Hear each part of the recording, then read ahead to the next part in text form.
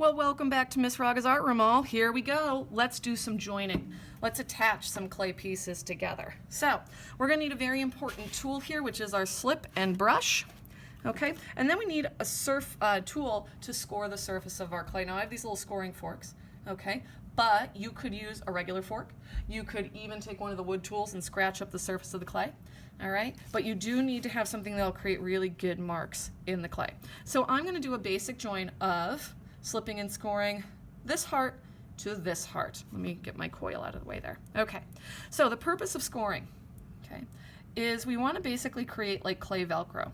By creating these clay ridges, okay, when we put them together with pressure, they're going to knit together and hold on to each other, which is great, okay? The bad news is if we did that without any slip, we could potentially get some air pockets in there, which would then blow off. And we also want to get the strongest join possible, because our liquid clay is going to get into all those little grooves and force out air and help hold everything together. Okay, so I've scored the back of the piece I want to join. I also need to create the other side of the clay Velcro, if you think of it that way. I also need to score where it's going. And when I mean score, I mean you got to rough that clay up, folks. Can't be delicate about it. Really rough it up. Okay, make sure I got enough space there, a little bit more at the bottom. Okay, now enter the slip. Slip is literally just liquid clay. It's clay and water. There's no glue in it. We say it acts like a clay glue, but there's no glue. And what you're going to do with the slip is you're going to dab it onto the surface. No need to be delicate or anything. You're just puddling it up. Right? You're dipping and puddling. Okay, you do not want to smooth out the score marks. Remember, we need those score marks to kind of act like our Velcro ridges, holding these two pieces of clay together. Right? Slip alone won't do it, score alone won't do it. You need the combination of both of them. And just like we scored both pieces, we slip both pieces. I always tell my students to remember this. You do it twice to make it nice. Right? So you not only score and slip the piece that you want to attach, you score and slip where it's going. Do it twice to make it nice. All right, there we go. Puddled up, built up slip, beautiful. Now I'm going to take and I'm going to do the push and wiggle. Push and wiggle.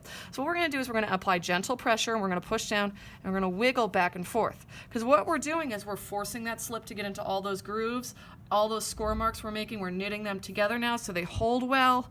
Okay, and we want to get good contact. We don't want to have any air trapped as well. Now you're going to notice, whoo, we've got so much slip oozing out the sides. We don't need all that extra slip on there. It's good to see slip ooze out though, because you know you've gotten really good contact then.